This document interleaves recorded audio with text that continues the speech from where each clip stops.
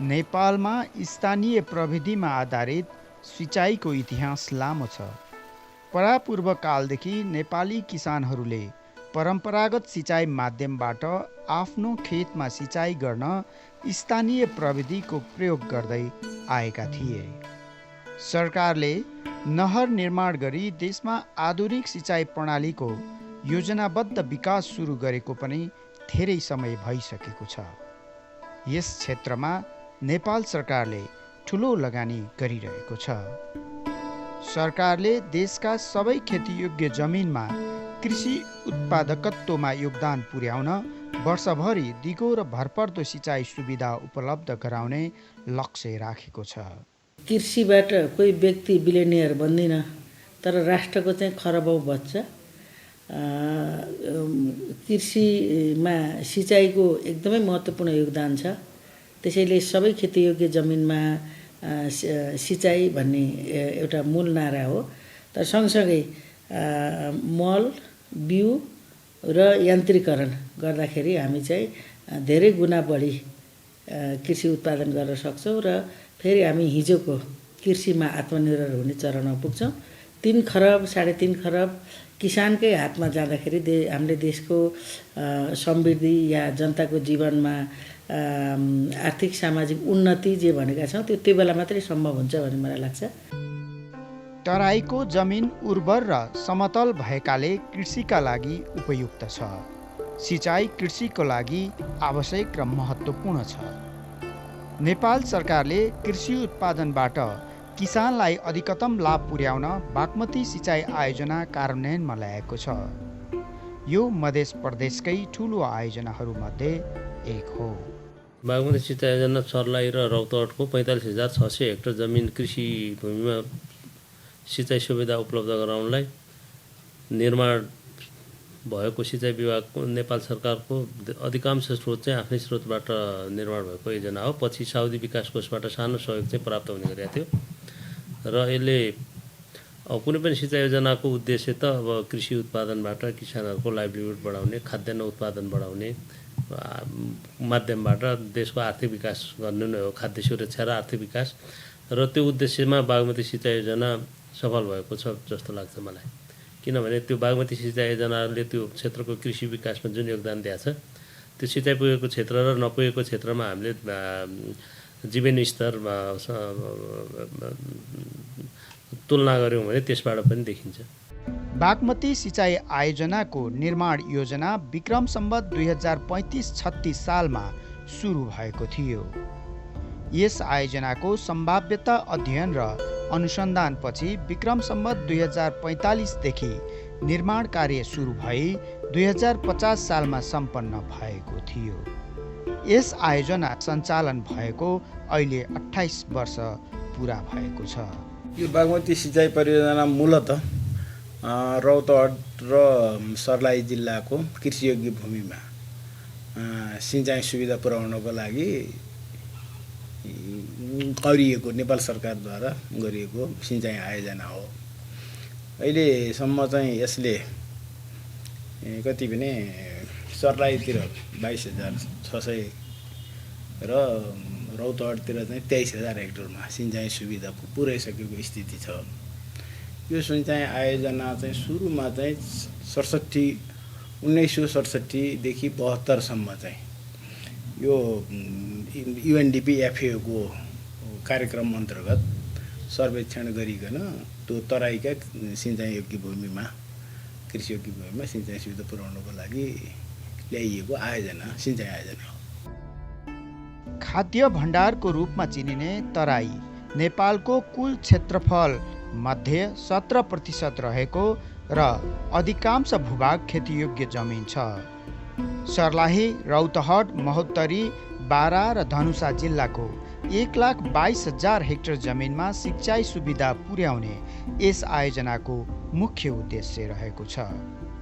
यस आयोजनाले सर्लाही र रौतहटको सिमानाबाट बग्ने बागमती खोलाको पानी प्रयोग गरेर सुक्खा जमिनमा सिँचाइ गर्न बागमतीमा ब्यारेज निर्माण गरी किसानको खेतबारीमा पानी पुर्याउँदै आएको छ।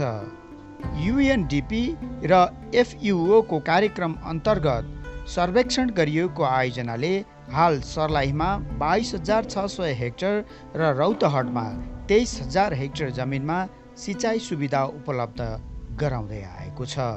हामीले नै भनिरहेका छौँ कृषिको लागि नेपालको खाद्य भण्डार भनेर यो नेपालको तराई रिजनलाई भनिएको छ। करिबन 17% भूमि नेपालको त्यही एरियामा छ र मुख्य गरी कृषियोग्य भूमि पनि त्यही तराई एरियामा नै रहेको छ।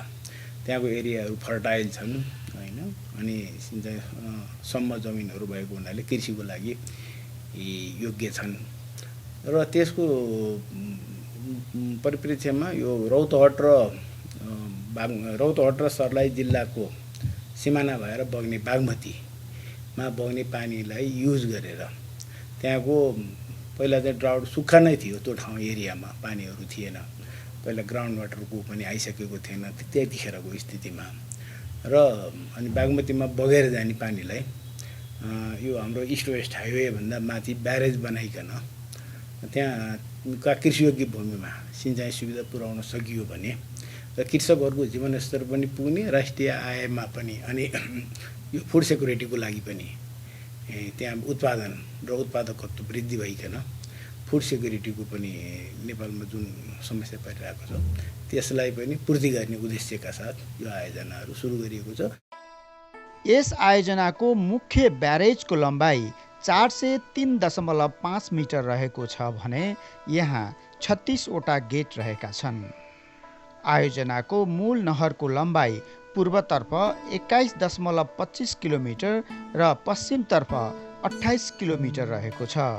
यसको पूर्वमा 3 र पश्चिममा 3 गरी 6 वटा शाखा नहरहरू रहेका छन्। यो पूर्वमा 50 किलोमिटर र पश्चिममा 62 किलोमिटर लामो छ। यहाँ मूल नहर र शाखा नहरसँगै उपनहरहरू र अन्य भौतिक पूर्वाधारहरू पनि छन्। यो पूर्वमा 9 र पश्चिममा 12 वटा प्रशाखा नहरहरू सहित कुल 132.6 किलोमिटर क्षेत्रफलमा फैलिएको छ। यो अहिले हामी यो बागमती सिँचाइ योजनाको हेडवर्समा छौँ, ब्यारेजमा छौँ होइन। 2050मा ठुलो बाढी आएर क्षति भएको थियो, त्यसपछि फेरि यसलाई रिकन्स्ट्रक्सनमा चाइनिजहरू कन्ट्याक्ट थियो, गर्दै अहिले चाहिँ राम्रो स्थितिमा छ। 1,22,000 हेक्टर जुन छ त्यो सिँचाइ पुर्याउन सकिरहेको छैन। त्यसको लागि पनि त्यो कोशी मरिन डाइभर्जनको पानी बागमतीमा झारेर पश्चिममा बारासम्म र पूर्वमा धनुषा महोत्तरीसम्म सिँचाइ गर्ने लक्ष्य छ र यो ब्यारेज त्यही डिजाइनमा बनेको छ। इन्टेकको स्थिति चाहिँ राम्रो छ।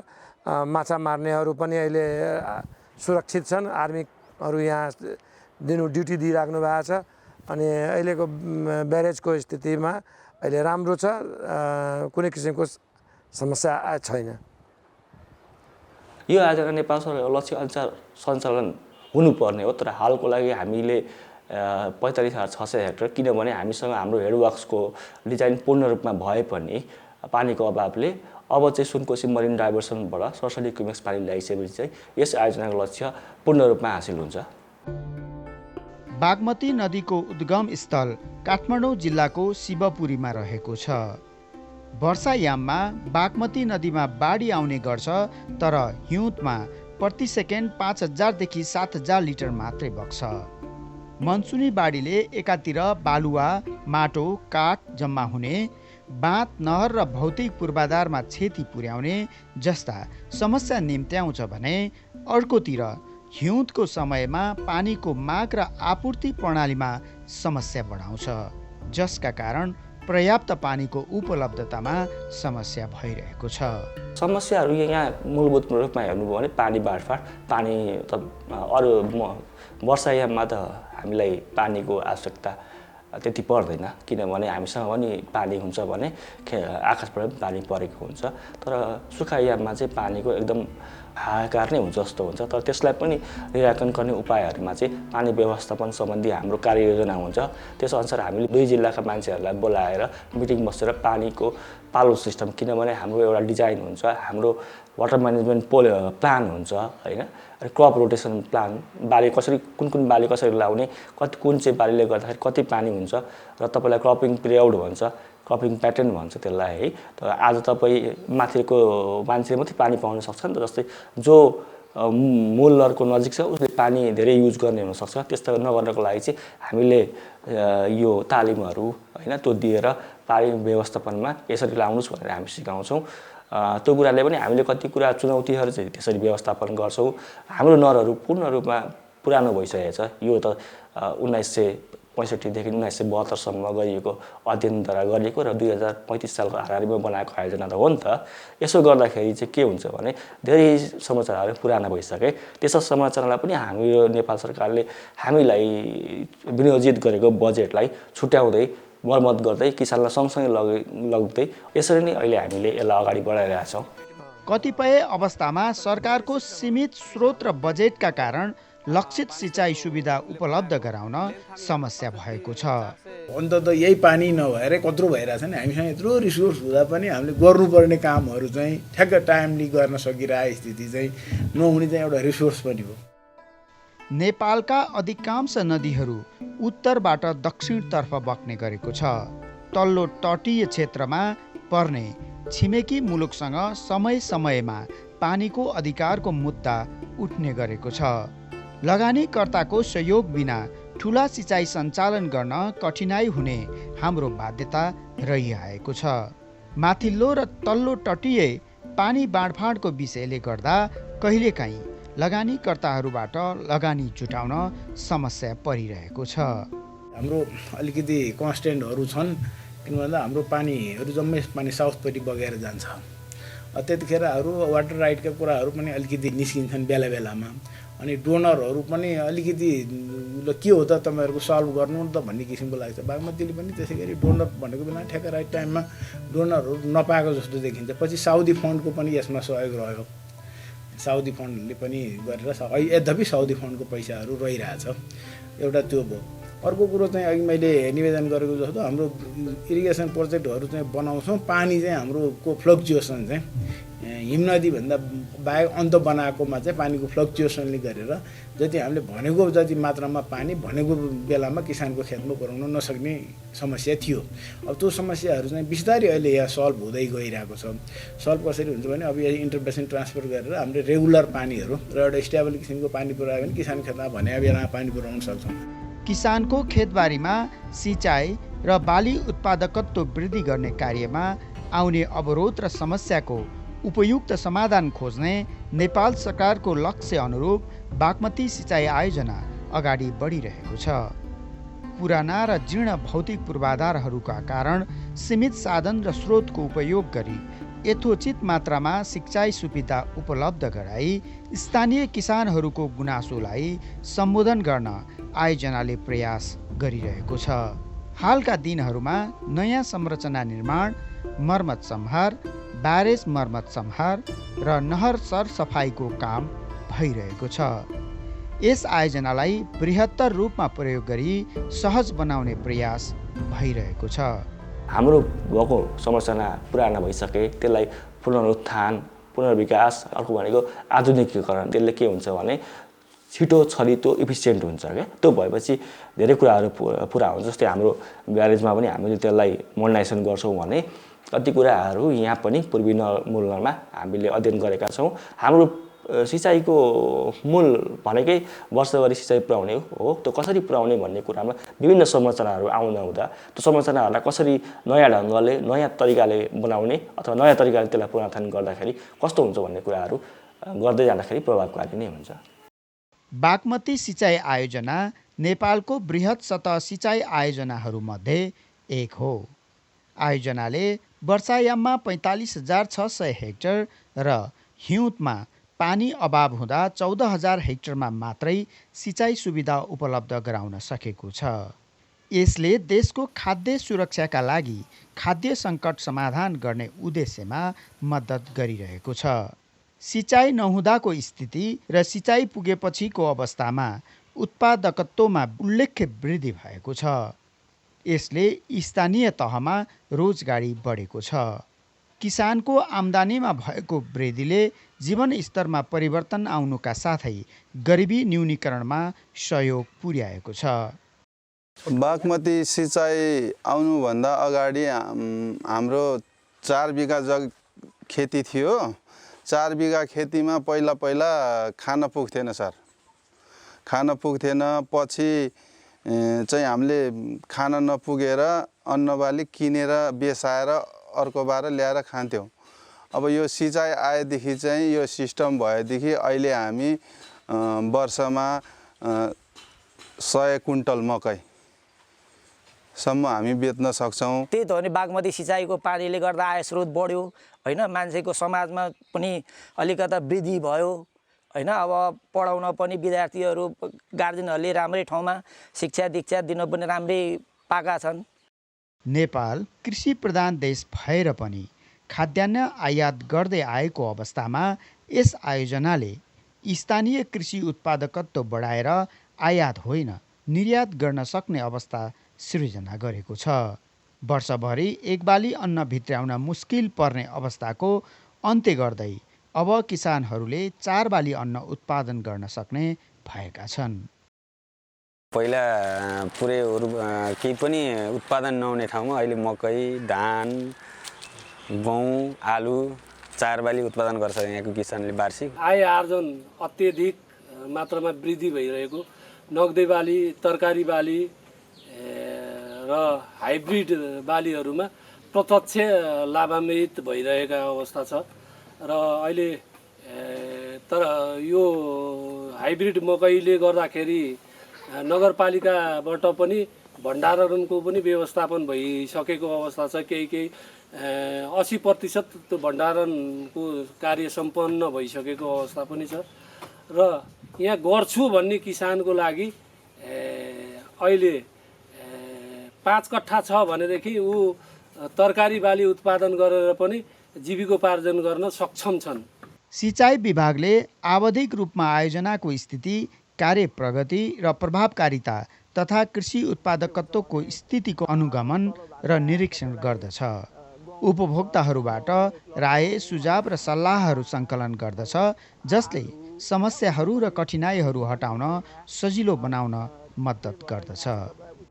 साइडमा भइरहेको कामहरूलाई अब day to day monitoring engineer साहबहरूले गर्नुहुन्छ होइन, हाम्रो टेक्निकल प्राविधिक साथीहरूले गर्नुहुन्छ। उपभोक्ता समितिहरूलाई पनि हामीले त्यसमा इन्भल्भ गरेर हुन्छ, ल तपाईँहरूले आफ्नो काम हो हेर्नुहोस् भन्ने हुन्छ। अनि त्यो कामहरूको लागि चाहिँ विभागबाट बेला बेलामा प्लानिङ कमिसन भयो, आफ्नो मिनिस्ट्री लेभलका भयो, हायर अफिसियलहरू पनि गएर बेला बेला राय, सल्लाह, सुझाव कामहरू के भइरहेछ भनेर अनि विभिन्न किसिमका हामीले अध्ययनहरू पनि गरिरहेको हुन्छ। त्यसले गर्दा इम्प्याक्ट के पर्यो, कति चाहिँ उत्पादकत्व बढ्यो, के भयो भन्ने किसिमका स्टडीहरू पनि टाइममा भइरहेका हुन्छन्। काहीँ अब ढलान लाइनिङको नहर बनाउनु पर्ने हुन्छ, काहीँ माटोको बनाउनु पर्ने हुन्छ।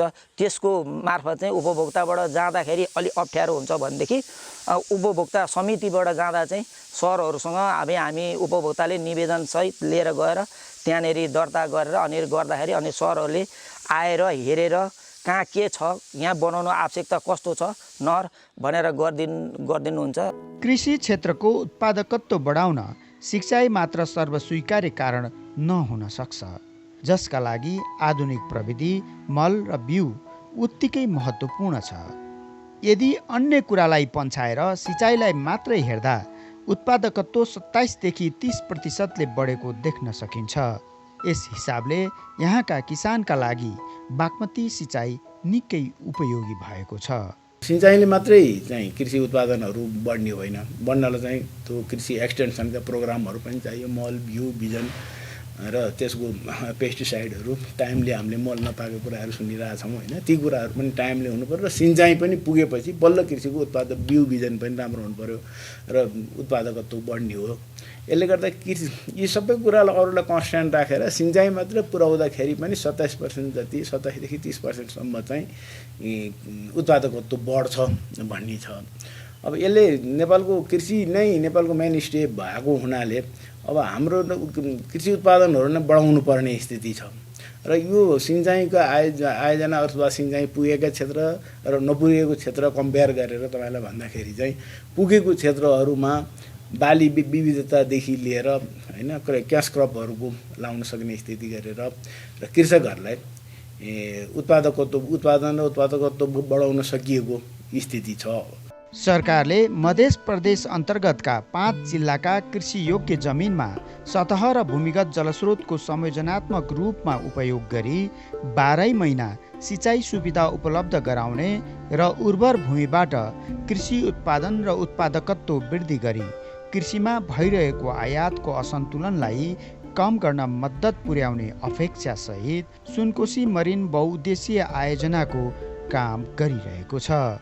आयोजनाले 13.3 किलोमिटर लामो सुरुङ मार्फत सुनकोशी नदीबाट मरिन नदी किनारमा प्रति सेकेन्ड 67,000 लिटर पानी खसालेर सिँचाइ उपलब्ध गराउनेछ।